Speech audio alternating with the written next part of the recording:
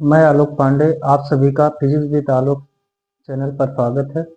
कल आप लोग विद्युत के बारे में पढ़ रहे थे, अब इसके आगे देखेंगे वैद्युत शक्ति। वैद्युत शक्ति देखिए, वैद्युत शक्ति क्या है कि किसी वैद्युत परिपथ में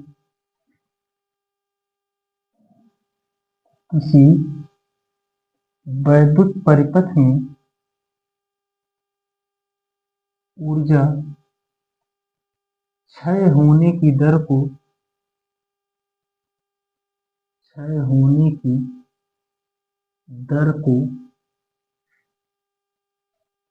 वैद्युत शक्ति कहते हैं। ऊर्जा क्षय होने की दर को वैद्युत शक्ति अथवा इसी को क्या कहते हैं, सामर्थ्य कहते हैं। सामर्थ्य कहते हैं। अब देखिए, वैद्युत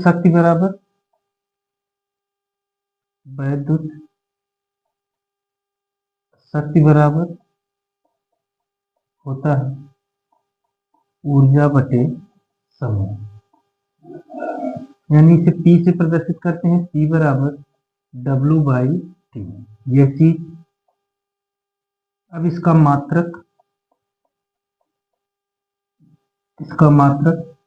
कार्य का मात्रक जूल और समय का मात्रक सेकंड। इसका एक और मात्रक है वाट और एक मात्रक है अश्व शक्ति।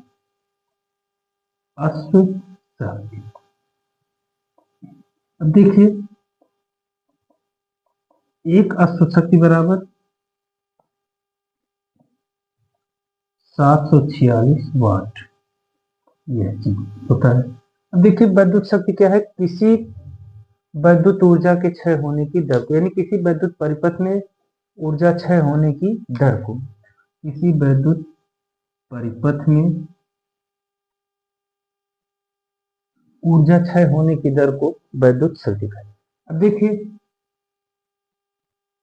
जैसे P बराबर क्या है, W/T है, तो W बराबर VIT होता है, तो P बराबर VIT बटे T, T से T कैंसिल, तो P बराबर VI, यह चीज हो गया।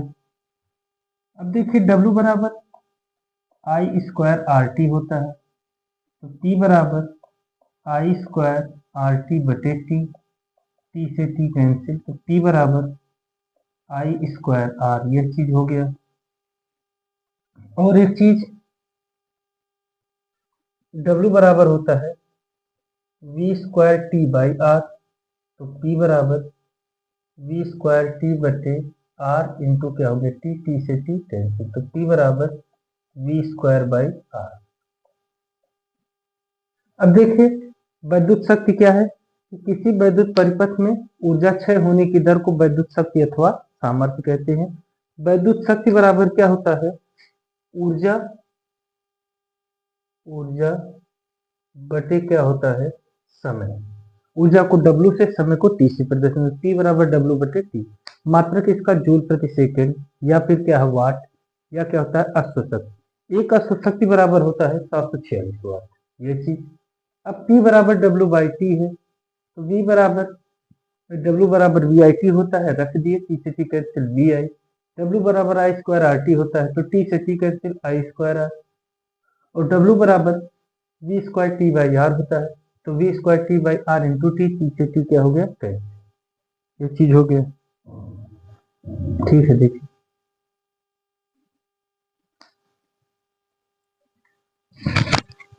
अब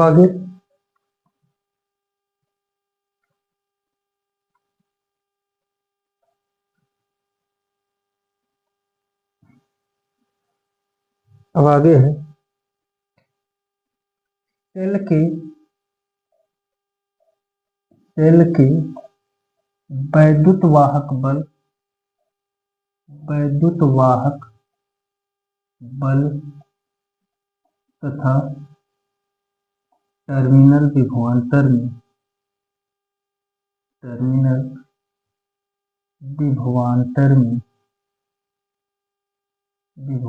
में संबंध क्या है? सेल के वैद्युत वाहक बल तथा टर्मिनल विभवांतर में संबंध। तो देखिए एक परिपथ खींच देते हैं जिसका वैद्युत वाहक बल E है, आंतरिक प्रतिरोध स्मॉल r है, इसे वोल्टमीटर से जोड़ देते हैं, फिर अमीटर लगा देंगे धारा नापने के लिए, बाह्य प्रतिरोध R से जोड़ देंगे और एक कुंजी लगा देंगे। तो ये R हो गया, ये कुंजी K,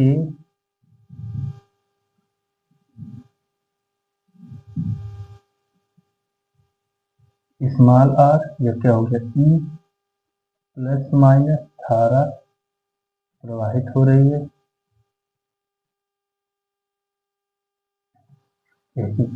देखिए क्या है कि एक वैद्युत परिपथ है, ठीक है, लिखेंगे क्या? वैद्युत परिपथ में वैद्युत वाहक बल कैपिटल E, आंतरिक प्रतिरोध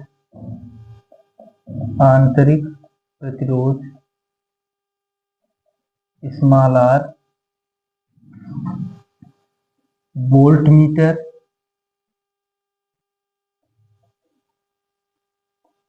अमीटर, बाह्य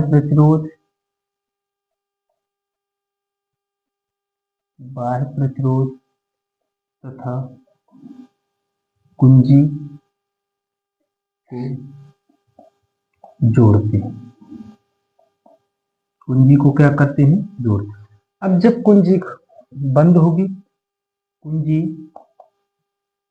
के बंद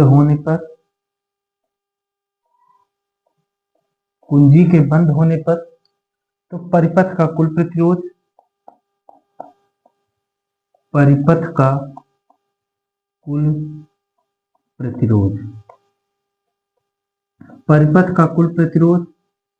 बराबर क्या हो जाएगा? Capital R plus small r, ठीक है।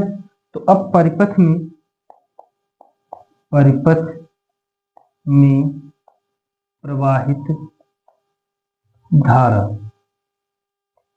प्रवाहित धारा I बराबर वैद्युत वाहक बल कैपिटल E बटे capital R plus small r, इसका गुणा कर देंगे तो E बराबर small I into capital R plus small r। अब E बराबर गुणा कर देंगे I into capital R plus I into small. अब देखिए I इंटू कैपिटल R बराबर क्या है? V है, कहाँ से? ओम के नियम से। तो E बराबर V प्लस I R, यही चीज हो गया। तो आपका क्या मिला? सेल का वैद्युत वाहक बल E, विभवांतर V और आंतरिक प्रतिरोध R, इनमें क्या हो गया? संबंध। तो क्या है? सेल के वैद्युत वाहक बल तथा टर्मिनल विभवांतर में संबंध। तो हम एक परिपथ लेते हैं जिसे सेल से जोड़ा जाता है, जिसका वैद्युत वाहक बल E, आंतरिक प्रतिरोध स्मॉल r, वोल्ट मीटर, धारा नापने के लिए अमीटर, बाह्य प्रतिरोध कैपिटल R और कुंजी K से जोड़ देते हैं। इसी लीजिए कुंजी के बंद होने पर परिपथ का कुल प्रतिरोध मतलब बाह्य प्रतिरोध प्लस आंतरिक प्रतिरोध। अब परिपथ में प्रवाहित धारा I बराबर कैपिटल E बटे capital R plus small r।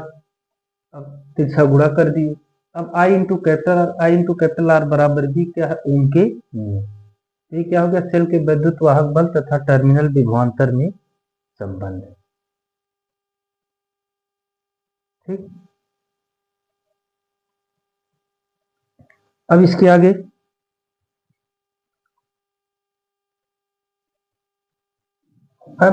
आगे देखिए,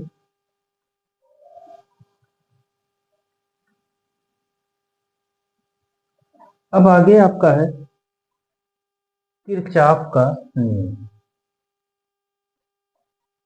किरचॉफ का नियम बहुत ही इंपॉर्टेंट टॉपिक है, 5 नंबर की टॉपिक है, 5 नंबर की टॉपिक है। तो देखिए किरचॉफ का जो नियम है, यह 2 नियम है। प्रथम नियम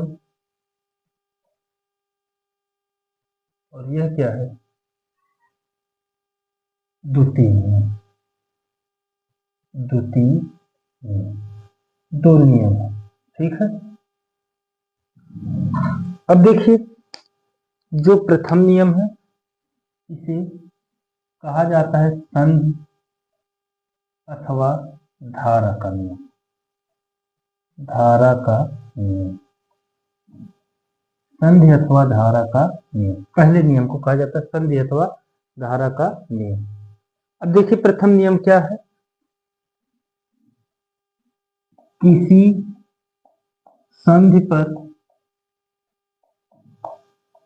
मिलने वाली समस्त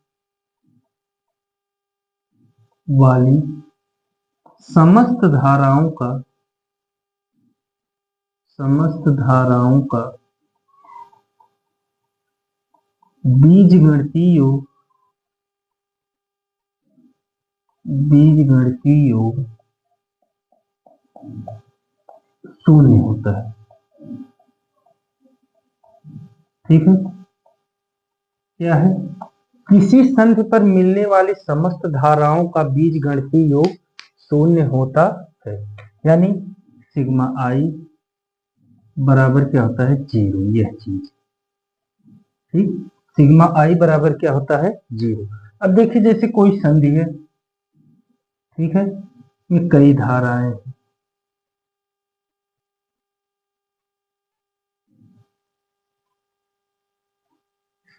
मान लेते हैं I1, I2, I3, I4, I5, I6, संधि O है। अब देखिए क्या है, किसी संधि पर मिलने वाली समस्त धाराओं का बीजगणितीय योग क्या होता है, 0, यानी I1 plus I2 plus I3 minus I4 minus I5 minus I6 बराबर 0। माइनस वाले पक्षांतर कर देंगे तो I1 plus I2 plus I3 बराबर I4 plus I5 plus I6। अब देखिए यह चीज हो गया, ठीक है। लेकिन एक चीज ये देखिए, यहाँ पे I4, I5 और I6 इसके चिन्ह क्या हुए हैं, ऋणात्मक हुए। क्यों ऋणात्मक हुए हैं, क्योंकि जो धाराएं संधि की ओर आती हैं वे सदैव धनात्मक होती हैं, और जो धाराएं संधि से दूर जाती हैं वे धाराएं क्या होती हैं, ऋणात्मक होती। तो यहां से हमें क्या मिल गया, आंतरिक धाराओं का योग बराबर क्या हो गया, बाह्य धाराओं का योग, यानी अंदर आने वाली धाराएं बराबर बाहर जाने वाली धाराएं। अंदर आने वाली धाराएं बराबर क्या है, बाहर जाने वाली धाराएं। और एक चीज इसमें है, पूछा जाता है कि किरचॉफ का प्रथम नियम किस पर आधारित है, ठीक है। तो किरचॉफ का जो प्रथम नियम है यह आवेश संरक्षण सिद्धांत पर आधारित है, ठीक। संधि अथवा धारा का नियम क्या है कि किसी संधि पर मिलने वाली समस्त धाराओं का बीजगणितीय योग 0 होता है, यानी सिग्मा आई बराबर 0। हम ले लीजिए एक संधि, कई धारा, कुछ धाराएं आ रही, कुछ धाराएं संधि से दूर जा रही, तो इनका बीजगणित, जो संधि की ओर आ रही है वो धनात्मक है, जो संधि से दूर जा रही है वो क्या है, ऋणात्मक है, और इनका योग क्या है, 0। तो जो आ रही है वे बराबर क्या हो जाएंगे, जो जा रहे हैं, यानी अंदर आने वाली धाराएं बराबर बाहर जाने वाली धाराएं। और यह जो है आवेश संरक्षण सिद्धांत पर आधारित है। क्या आधारित है, किरचॉफ का प्रथम नियम आवेश संरक्षण सिद्धांत पर आधारित है। अब देखिए द्वितीय नियम, द्वितीय नियम क्या है, अब देखिए द्वितीय नियम जो है इसे कहा जाता है बंद पास का नियम या वोल्टता का नियम। इसका और नाम है बंद पास अथवा वोल्टता का नियम। अब यह क्या है द्वितीय नियम, तो किसी बंद पास में या किसी बंद पास के सभी खंडों में प्रवाहित होने वाली धाराएं तथा उनके संगत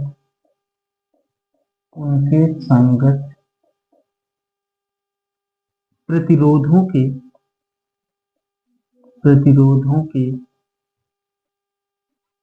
गुणनफलों का बीजगणितीय योग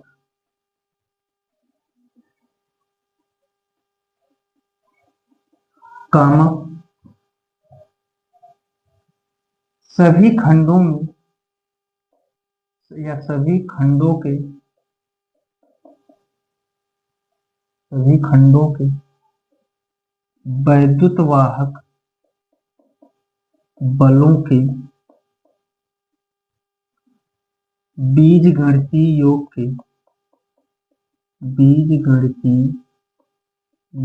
के बराबर होता है।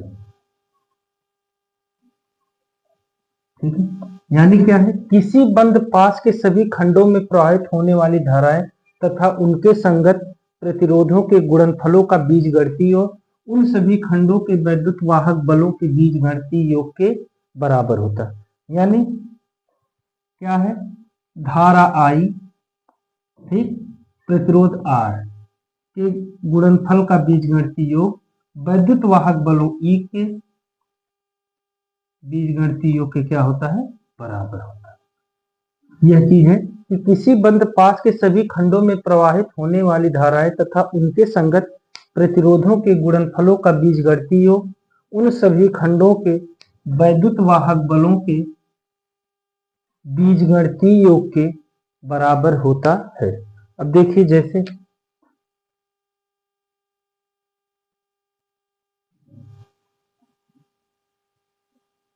एक सेल का वैद्युत वाहक है जिसका प्रतिरोध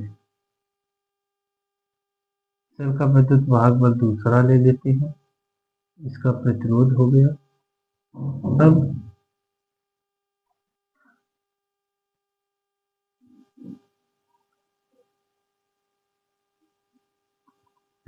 प्लस माइनस। अब देखिए इसका प्रतिरोध R1, यह E1, यह E2, R2, R3, इसमें धारा प्रवाहित हो रही I1,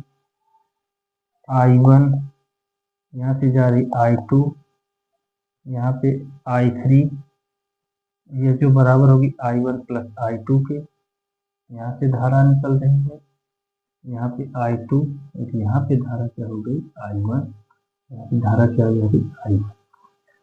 देखिए एक बंद पास, ये हमारा एक और ये एक दूसरा, दो बंद पास, ठीक है। इसी तरीके से हम कई बंद पास जोड़ सकते हैं। अब देखिए बंद पास एक के लिए, बंद पास एक के लिए, बंद पास एक के लिए, ठीक है, धारा I1 बुढ़े प्रतिरोध क्या है R2, ठीक। अब देखिए धारा I1 से जा रही, ठीक है, लेकिन ये धारा इसके विपरीत, इस धारा को इधर जाना चाहिए था, इधर जा रही बाएं तरफ, यानी ये धारा ऋणात्मक, यानी क्या हो गया I2 इनटू इसका प्रतिरोध क्या है R2 बराबर, अब क्या हो जाएगा E1 माइनस क्या हो गया E2, यह एक बन गया आपका। अब बंद पास दो के लिए, बंद पास दो के लिए, दूसरे के लिए I2 गुणे R2। अब देखिए कंडीशन वही, अब इसमें धारा वही हो रही, यानी प्लस I3 इंटू R3 बराबर, इसमें विद्युत वाहक बल कितना, एक तो E2, या फिर इसी I3 को हम क्या लिख सकते हैं, I1 प्लस I2, यानी I2 R2 plus I1 plus I2 into R3 बराबर क्या हो गया, E2, समीकरण 2। इसलिए इसको बताया गया है। देखिए किया क्या गया है, E1 E2 है, धारा I1 जा रही, लेकिन यहाँ पे जब धारा जा रही, देखिए धारा की दिशा विपरीत हो जा रही, तो ये चिन्ह ऋणात्मक हो गया। दूसरे बल पास में E2 जब जा रही है, I3 की धारा उसी दिशा में हो जा रही, तो ये क्या हो गया, धनात्मक। यह न्यूमेरिकल के लिए जब आप सवाल लगाए, 5 नंबर के सवाल बोर्ड पेपर में पूछे जाते हैं यहाँ से, ठीक है। और यह जो है द्वितीय नियम, यह ऊर्जा संरक्षण के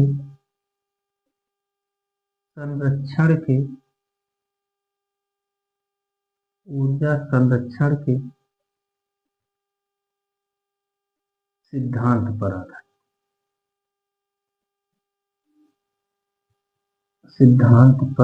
आधारित, देखिए किरचॉफ का नियम बहुत ज्यादा जरूरी, 1 नंबर में यहाँ से पूछे जाते हैं, 5 नंबर का यहाँ से न्यूमेरिकल पूछा जाता है, ये तो 5 नंबर में पूरा पूछा जाएगा। तो किरचॉफ का नियम, 2 नियम, प्रथम नियम संधि अथवा धारा का नियम, द्वितीय नियम बंद पास अथवा वोल्टता का नियम। अब प्रथम नियम क्या, किसी संधि पर मिलने वाली समस्त धाराओं का बीजगणितीय योग शून्य होता है, सिग्मा आई बराबर 0। प्रथम नियम आवेश संरक्षण सिद्धांत पर आधारित है। प्रथम नियम में क्या है, संधि की ओर मिलने वाली धाराएं बराबर क्या होती है, संधि से बाहर जाने वाली धारा। इसमें हमें धारा की दिशा को देखना, धारा एक ही दिशा में होगी, धनात्मक, उससे दूर जाएगी तो क्या होगा, ऋणात्मक। द्वितीय नियम क्या, किसी बंद पास के सभी खंडों में प्रवाहित होने वाली धाराएं तथा उनके संगत प्रतिरोधों के गुणनफलों का बीजगणितीय योग उन सभी खंडों के वैद्युत वाहक बलों के बीजगणितीय योग के बराबर, सिग्मा आई आर बराबर सिग्मा ई, ये चीज है इसका, ठीक है, देख लीजिए इसे, ठीक।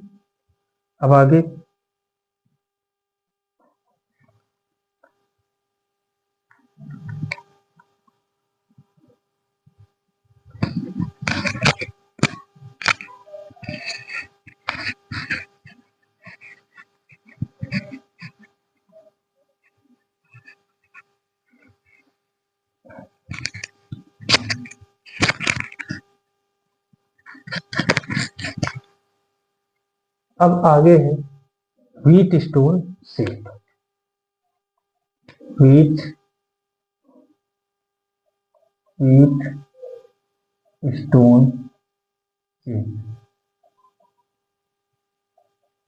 ठीक है। व्हीट स्टोन सेट जो है, यह क्या है, इसका उपयोग किसी अज्ञात प्रतिरोध को ज्ञात करने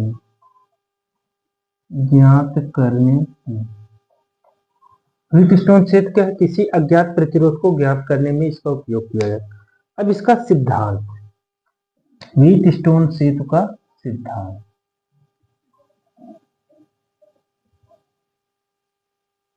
व्हीट स्टोन सेतु का सिद्धांत। अब देखिए व्हीट स्टोन सेतु का सिद्धांत क्या है, किसी चतुर्भुज की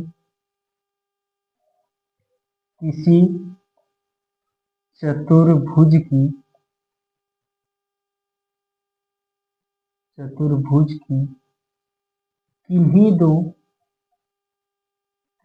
दो संलग्न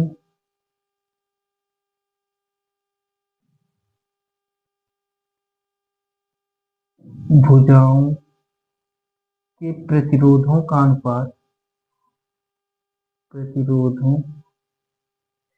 का अनुपात शेष दो संलग्न भुजाओं के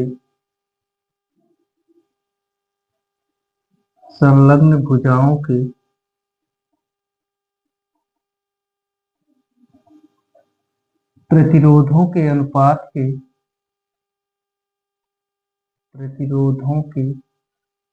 अनुपात के बराबर होता है, बराबर होता है। ठीक है, क्या है, किसी चतुर्भुज की किन्हीं दो संलग्न भुजाओं के प्रतिरोधों का अनुपात शेष दो संलग्न भुजाओं के प्रतिरोधों के अनुपात के बराबर होता है। अब देखिए, जैसे हम ले लेते हैं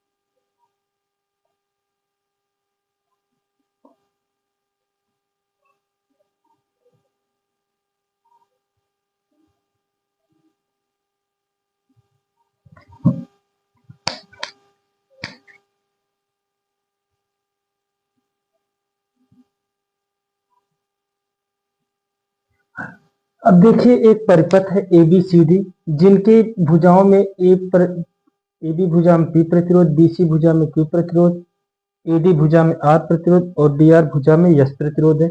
एक धारामापी गैल्वेनोमीटर को जोड़ दिया जाता है, ठीक, और प्रवाहित होती है तो धारा दो भागों में विभाजित। अब यहाँ पे कहा गया है कि किसी चतुर्भुज की किन्हीं दो संलग्न भुजाओं के प्रतिरोधों का अनुपात, दो संलग्न भुजाओं के प्रतिरोध P/Q बराबर, ये क्या हो जाएगा, R/S। अब इसी को हमें सत्यापित करना है, इसी का क्या करना है, सत्यापन। अब देखिए,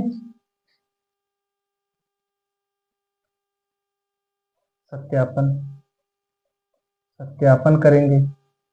देखिए, शून्य विक्षेप की स्थिति में गैल्वेनोमीटर में धारा के मान में जब परिवर्तन होगा, धारा शून्य पर स्थित होगी तो क्या हो जाएगी, संतुलन की अवस्था में परिपथ रहेगा, संतुलन की अवस्था में, संतुलन की अवस्था में।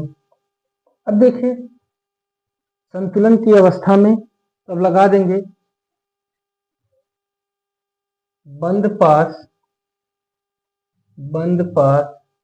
ABDA में, बंद पास ABDA मतलब किरचॉफ का द्वितीय नियम। अब क्या है किरचॉफ का द्वितीय नियम, धारा और प्रतिरोधों का गुणनफल, फिर प्लस यहाँ पे जो भी धारा जाएगी ये क्या हो जाएगी, 0 हो जाएगी क्योंकि शून्य विक्षेप की स्थिति, इंटू G। फिर यह धारा, अब देखिए दिशा बर माइनस क्या हो जाएगा, I2 इंटू क्या हो गया, R बराबर 0, यानी I1R बराबर क्या हो गया, I2R। समीकरण 1। अब यह बंद पास ले लेंगे, दूसरा बंद पास ए क्या हो जाएगा अब आपका, BCDB में, बंद पास BCDB में I1 into Q minus I2 into S minus 0 into G बराबर 0। अब देखिए क्या है, क्यों किया गया, क्योंकि I2 की धारा, देखिए I1 इधर से आ रही, I2 इधर से आ रही, दो जा रही, BCDB इधर होना चाहिए धारा की दिशा, ये चिन्ह क्या हो गया, ऋणात्मक, यानी I1 इंटू Q बराबर क्या हो जाएगा, I2 इंटू S, समीकरण 2। अब समीकरण 1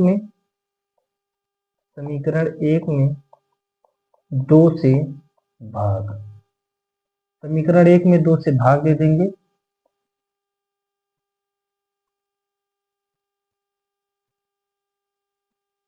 तो क्या हो जाएगा I1 इंटू पी बटे I1 इंटू क्यू बराबर I2 इंटू आर बटे I2 इंटू एस। I1 से I1 कैंसिल, I2 से I2 कैंसिल, यानी P बाई क्यू बराबर R बाई एस। ये चीज हो गया। व्हीटस्टोन क्षेत्र क्या है? किसी अज्ञात प्रतिरोध को ज्ञात करने के लिए जिस उपकरण का प्रयोग किया जाता है इसे व्हीटस्टोन क्षेत्र, इसको सर्वप्रथम व्हीटस्टोन ने प्रतिपादित किया था। वैसे तो सैमुअल हंटर क्रिस्टी ने किया था, लेकिन व्हीटस्टोन क्षेत्र ने इसे सुदृढ़ बनाया था, इसलिए इसका नाम व्हीटस्टोन क्षेत्र पड़ा।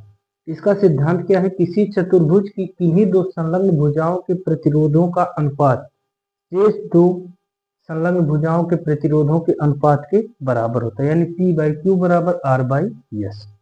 अब सीधे सत्यापन कर देंगे। संतुलन की अवस्था में एक बार यह बंद पास लेंगे, पहला ABCD वाला, यह वाला बंद पास हमारा है, और एक बार यह चीज इसको ले लेंगे यहाँ से सीधे, के फिर क्या कर देंगे, भाग दे देंगे। यह चीज आपका हो गया। ठीक, नोट कर लीजिए।